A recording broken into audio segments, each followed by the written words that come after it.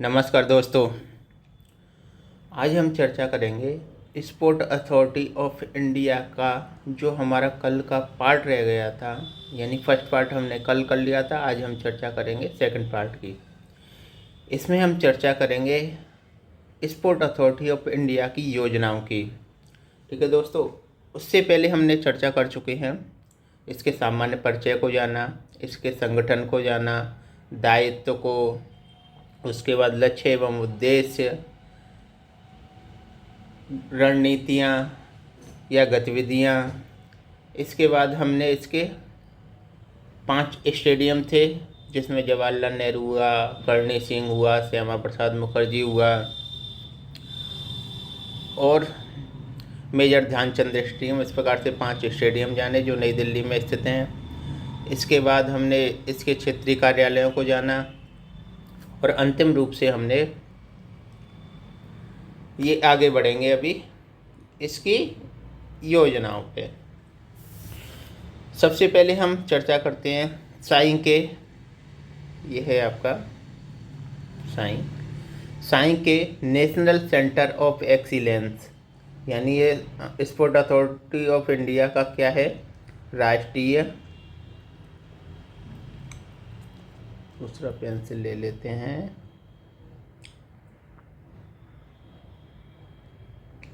राष्ट्रीय उत्कृष्टता केंद्र।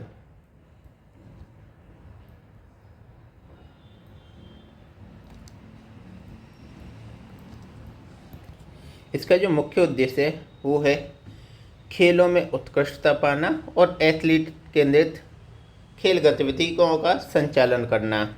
इसके अंतर्गत 24 सेंटरों की स्थापना की गई है, यानी 24 उत्कृष्टता केंद्र बनाए गए हैं, जिसके अंतर्गत विभिन्न 23 खेल विधाएँ हैं। खेल विधाएँ यानी खेलों के अन्य अन्य प्रकार, जैसे कि कबड्डी है, खो खो है, बैडमिंटन है, एथलेटिक्स है, कुश्ती है, उसमें ये सारी की सारी विधाएँ हैं। इसके मुख्य रूप से 6 स्तंभ हैं। सबसे पहले एथलीट, यानी एथलीट के अंदर। दूसरा है हमारा प्रशिक्षक या coach, national centre of excellence. इसमें पोषण को प्राथमिकता दी जाती है। इसमें उपकरण जो होते हैं उच्च गुणवत्ता के प्रदान किए जाते हैं। प्रदर्शन आधारित मूल्यांकन किया जाता है और खेल विज्ञान सहायता दी जाती है। ये इसके 6 पिलर हैं। तो ये हो गया दोस्तों हमारा साही राष्ट्रीय उत्कृष्टता केंद्र। अब दूसरा है हमारा साई का जो प्रशिक्षण केंद्र है और जो विस्तारित प्रशिक्षण केंद्र है। प्रशिक्षण केंद्र के अंतर्गत जो भागीदारी करते हैं, जो वह भागीदारी करते हैं वो हैं 10 से 18 वर्ष के। कौन से दोस्तों? 10 से 18 वर्ष के। विस्तारित केंद्र में भी 10 से 18 वर्ष के करेंगे। इसमें आवासीय शिविरों का आयोजन किया जाता है, यानी आवासीय शिविर बने हुए हैं इसके, जो कितने हैं 67। और विस्तारित प्रशिक्षण केंद्र के अंतर्गत गैर आवासीय हैं, यानी कुछ समय के लिए गतिविधियां संचालित की जाती हैं और इनकी संख्या 30 है। इसके अंदर खेल विधाएँ 27 हैं और इसके अंतर की खेल विधाएँ कितनी हैं? 27। ध्यान रखना, नेशनल सेंटर ऑफ एक्सीलेंस में खेल विधाएँ 23 हैं, लेकिन यहाँ साई के प्रशिक्षण केंद्र और विस्तारित प्रशिक्षण केंद्र के अंतर्गत आपकी खेल विधाएँ 27 हैं। आगे चलते हैं हम। अब हम चर्चा करेंगे राष्ट्रीय खेल प्रतिभा खोज, नेशनल स्पोर्ट्स टैलेंट कंपटीशन। यहाँ कंपटीशन शब्द है और यहाँ खोज। तो राष्ट्रीय प्रतिभा खोज के अंतर्गत इसमें कौन भागीदारी कर सकता है? 18 से 14 वर्ष के कोई भी व्यक्ति इसमें भागीदारी कर सकता है। इसके जो केंद्र हैं जो प्रतिभा खोज के लिए या प्रतिभा प्रतिस्पर्धा के लिए 69 हैं, जिसमें नियमित 10 हैं, स्वदेशी एवं मार्शल आर्ट के 9 खेल हैं और अखाड़े आपके 50 हैं। इसमें इसका जो मुख्य उद्देश्य होता है भविष्य के लिए खिलाड़ी तैयार करना होता है।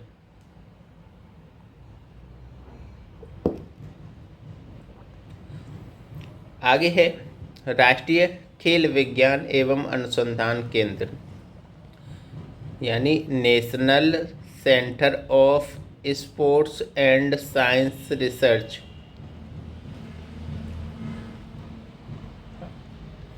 इसका जो मुख्य उद्देश्य है वो है प्रतिष्ठित एथलीटों के प्रदर्शन को और बेहतर बनाना।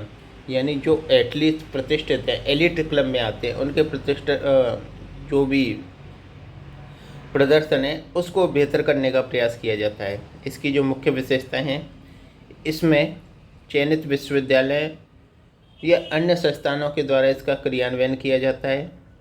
इसमें मैदान के भीतर और बाहर लगने वाली दोनों ही चोटें सम्मिलित होती हैं। इसमें साई द्वारा सूचीबद्ध अस्पतालों की सेवाएं ली जाती हैं। इसमें साई द्वारा नेशनल सेंटर ऑफ एक्सीलेंस एवं tops target Olympic podium scheme में खिलाड़ियों की चिकित्सीय देखभाल हेतु डॉक्टर और सहायक नियुक्त किए जाते हैं। अब हम इसमें देखेंगे national centre of sports and science research के अंतर्गत सम्मिलित संस्थान। तो हम दो स्तर पर देखते हैं इसको। एक है हमारा भारत का स्तर और दूसरा है हमारा राजस्थान, यानी भारत के अंतर्गत स्थापित NCSSR के संस्थान और राजस्थान के अंतर्गत संस्थान। ये इनकी संख्या बहुत है, आप दो चार इनमें से याद कर सकते हैं। जैसे लक्ष्मीबाई राष्ट्रीय शारीरिक शिक्षा महाविद्यालय तिरुवनंतपुरम में, और ये हमने शारीरिक शिक्षण संस्थान जब इसके दो शैक्षणिक संस्थान कर रहे थे उसके अंतर्गत भी है। वाराणसी हिंदू यूनिवर्सिटी कहाँ पर है आपकी? वाराणसी यूपी में है। गुरुकुल कांगड़ी विश्वविद्यालय हरिद्वार में है। हरिद्वार वर्तमान में कहाँ पर है आपका? उत्तराखंड में।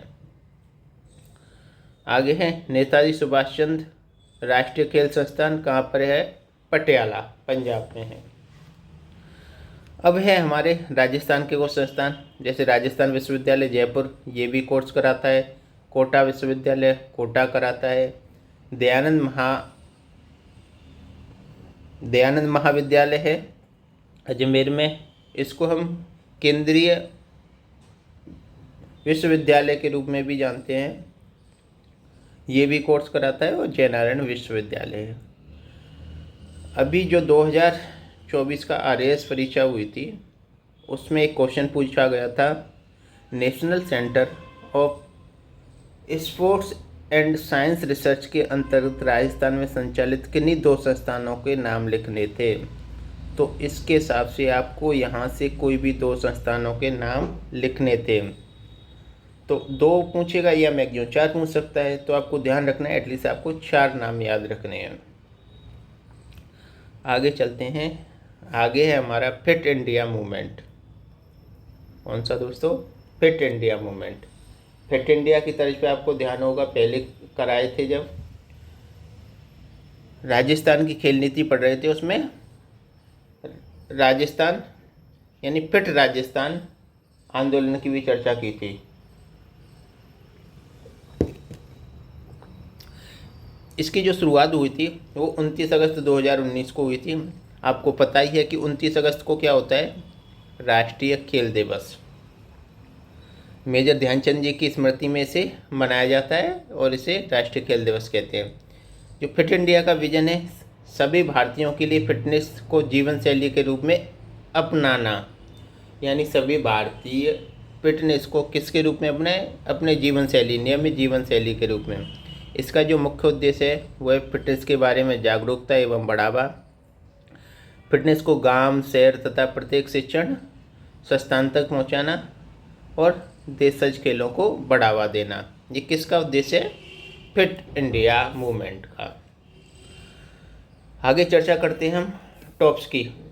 In target Olympic podium scheme, इसकी जो शुरुआत हुई थी 2014 में हुई थी। किसने की थी? केंद्रीय युवा मामले एवं खेल मंत्रालय द्वारा। यह कैसी है? एक फ्लैगशिप योजना है। फ्लैगशिप यानी जो सभी के लिए होती है, जो भी खिलाड़ी पार्टिसिपेट करना चाहते हैं एक निश्चित निर्धारित आयु वर्ग के, उन सभी के लिए। इसका जो उद्देश्य है ओलंपिक एवं पैरालंपिक में प्रदर्शन को सुधार कर पदक की संभावना बढ़ाना। क्या है दोस्तों? ओलंपिक एवं पैरालंपिक में प्रदर्शन को सुधार कर पदक की संभावना बढ़ाना है। इसकी अब विशेषताएं जानते हैं हम। विशेषता है एथलीट पहचान समिति का गठन, जिसके अध्यक्ष कौन होंगे? केंद्रीय खेल मंत्री यानी ministry of youth affair and sports के मिनिस्टर होंगे इसके। इसमें उच्च प्राथमिकता के खेलों का निर्धारण किया जाएगा, जैसे कि तीरंदाजी है, निशानेबाजी है, हॉकी है, बैडमिंटन है, कुश्ती है और अन्य खेल हो सकते हैं जिसमें पदक की सर्वाधिक संभावना है उसको। इसके अंतर्गत एक मिशन ओलंपिक सेल की स्थापना की गई है, जिसके अध्यक्ष कौन होते हैं? आपके Sai sport authority of India के डायरेक्टर जनरल यानी महानिदेशक।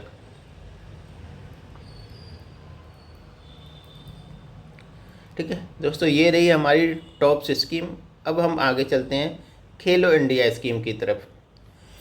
खेलो इंडिया स्कीम है, इसकी जो शुरुआत हुई थी 2018 में हुई थी।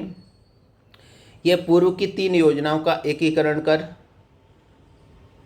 निर्मित की गई थी। इसमें पूर्व की 3 योजनाएं थी आपकी राजीव गांधी खेल अभियान, शहरी खेल अवसंरचना योजना और राष्ट्रीय खेल प्रतिभा खोज योजना। इन तीनों को मिलाकर हमारी कौन सी योजना शुरू की गई थी? खेलो इंडिया योजना। इसकी जो मुख्य विशेषता हैं, इसके अंतर्गत वार्षिक खेल प्रतियोगिताओं का आयोजन किया जाता है, जिसमें अंडर 17 यानी अंडर 17 और अंडर 21 की योजनाएं सम्मिलित होती हैं। अब इसमें 2024 में कुछ इसके अंतर्गत जो वार्षिक योजनाएं हुई थी वो हैं खेलो इंडिया यूथ गेम्स, जो कि तमिलनाडु में हुए थे। खेलो इंडिया यूनिवर्सिटी गेम्स, जो कि पूर्वोत्तर के 7 राज्यों में हुए थे, जबकि इधर हैं असम, मणिपुर, मेघालय, मिजोरम, त्रिपुरा, अरुणाचल प्रदेश। इन 7 राज्यों में सभी में हुए थे। और खेलो इंडिया विंटर गेम्स, जो कि 2 भिन्न भिन्न चरणों में हुए थे। 2024 में प्रथम चरण में लेह लद्दाख में और दूसरे में आपके जम्मू कश्मीर में। अभी हमारा जो 2025 चल रहा है, 2025 में इन खेलों का आयोजन हो रहा है। कुछ का हो चुका है और कुछ का भी होगा। जैसे खेलो इंडिया यूथ गेम्स 2025 में 4 से 15 मई के मध्य हुए। वो कहाँ पर हुए थे?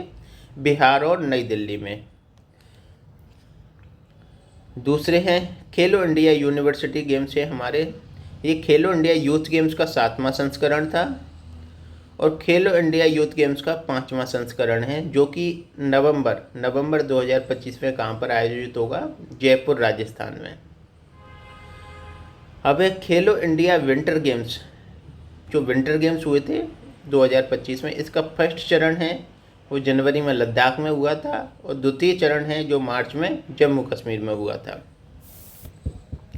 ये हो गई हमारी वार्षिक खेल योजनाएं। एक विशेषता है। दूसरी विशेषता है इसकी प्रतिवर्ष 1000 खिलाड़ियों का चयन कर 8 वर्ष तक प्रतिवर्ष इन्हें 5 लाख रुपए प्रोत्साहन के रूप में दिए जाएंगे।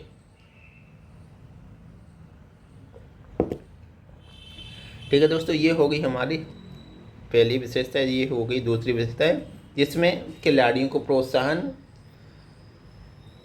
दिया जाएगा जो कि 8 वर्ष तक होगा। अगला है हमारा परंपरागत खेलों को प्रोत्साहन देना। और चौथा है हमारा विश्वविद्यालय जो खेलो इंडिया कार्यक्रम है। खेलो इंडिया कार्यक्रम के अंतर्गत विश्वविद्यालय उनको उत्कृष्टता केंद्र बनाया गया है।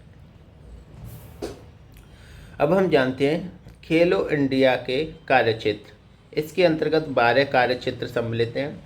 आपको जैसा कि पता है कि जो RAS 2023 परीक्षा हुई थी उसमें खेलो इंडिया के कोई भी 10 कार्यक्षेत्र हमें बताने थे, यानी इनके नाम लिखने थे खेलो इंडिया के, और वो ये थे आपको। तो आपको ध्यान रखना होगा कि ऐसे अगर कार्यक्षेत्र हैं या फिर आपको रीजनल क्षेत्र हैं, इनको आपको याद करना ही करना पड़ेगा। अब खेलो इंडिया के 12 कार्यक्षेत्र, अब इनको 1 2 3 4 5 के रूप में याद करेंगे तो शायद याद होना संभव नहीं है। इसको हम करेंगे जैसे कि विकास। अब वर्ड एक याद कर लिया आपने, विकास। किसका विकास करेंगे? खेल मैदानों का विकास करेंगे। प्रतिभाओं को खोजकर उनका विकास करेंगे। सामुदायिक कोचिंग का विकास करेंगे और अंतिम रूप से ग्रामीण और या देशज हो या जनजातीय खेलों का विकास करेंगे। आगे है खेल किसके लिए खेल। तो खेल आप लगा सकते हैं के लिए, अच्छा, दिव्यांग के लिए खेल, महिलाओं के लिए खेल, शांति और विकास के लिए खेल। अब आपको 2 बिंदुओं के अंतर्गत ही आपको 7 पॉइंट याद हो गए। आगे आपको सहायता, राष्ट्रीय और राज्य खेल अकादमियों को सहायता। अब है उन्नयन। उन्नयन किसका करेंगे? डेफिनेटली जो खेल अवसंरचना है जो हमारी टूटी फूटी या जर्जर अवस्था में है उनका एडवांसमेंट करेंगे, उन्नयन करेंगे।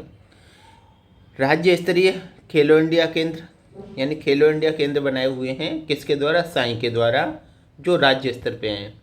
तो ये इसका एक कार्य क्षेत्र है। शारीरिक फिटनेस कहाँ पर करेंगे? स्कूली बच्चों की शारीरिक फिटनेस भी इसका एक कार्य क्षेत्र है। और अंतिम रूप से आपकी होगी वार्षिक खेल योजनाएं, जिसके अंतर्गत आपकी खेलो इंडिया यूथ गेम्स हो गए, दूसरा आपकी यूनिवर्सिटी गेम हो गए, तीसरा आपका विंटर गेम हो गए। तो ये रहा हमारा sport authority of India. Finally हमने इसका ये दूसरा पार्ट है। पहले पार्ट में हमने इसके सामान्य परिचय से लेकर रीजनल क्षेत्रों को जाना, इसमें हमने इसकी विभिन्न योजनाओं को जाना। धन्यवाद दोस्तों।